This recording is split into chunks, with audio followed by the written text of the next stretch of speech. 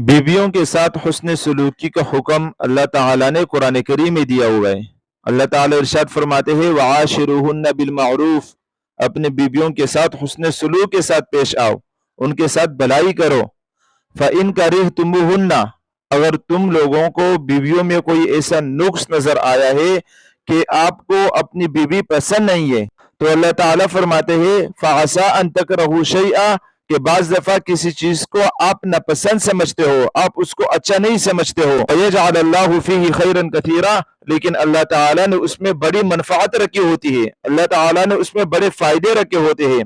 और हदीस मुबारक का मफहूम है, आप सल्लल्लाहु अलैहि वसल्लम ने इरशाद फरमाया है कि तुम में से बेहतरीन आदमी वो है जो अपने घर वालों के साथ, बीवी बच्चों खानदान रिश्तेदारों के साथ हुस्न सलूक करने वाला हो, उनके अखलाक अच्छे हो, बीवी के साथ, बच्चों के साथ, घर वालों के साथ। ऐसे शख्स को आप सल्लल्लाहु अलैहि वसल्लम ने फरमाया कि ये बेहतरीन आदमी है। हमारे एक दोस्त थे, मौलाना थे, तबलीगी जमात से ताल्लुक रखने वाले बुजुर्ग थे, आलिम दीन थे। उनके पास एक आदमी आए और उन्होंने कहा कि हजरत, मेरी बीवी के साथ हमेशा झगड़े रहते हैं, जरा जरा सी बात पर आपस में हम लोग लड़ते हैं, झगड़ते हैं और फिर महीने महीने हफ्ते हफ्ते गुजर जाते हैं, कभी कभी एक दूसरे से बात तक नहीं करते हैं।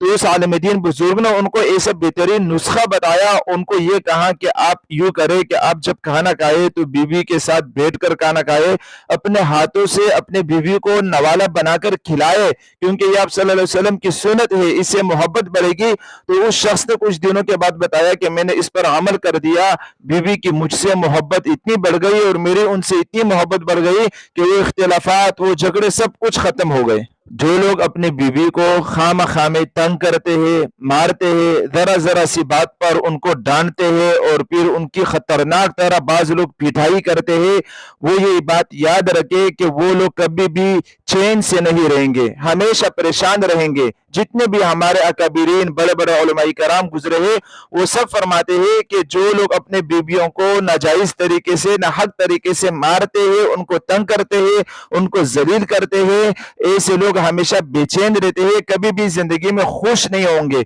ऐसे लोगों पर मरने से पहले ऐसे खतरनाक तरह बीमारियां आ जाती है कि दुनिया उनके लिए जहन्नम बन जाती है।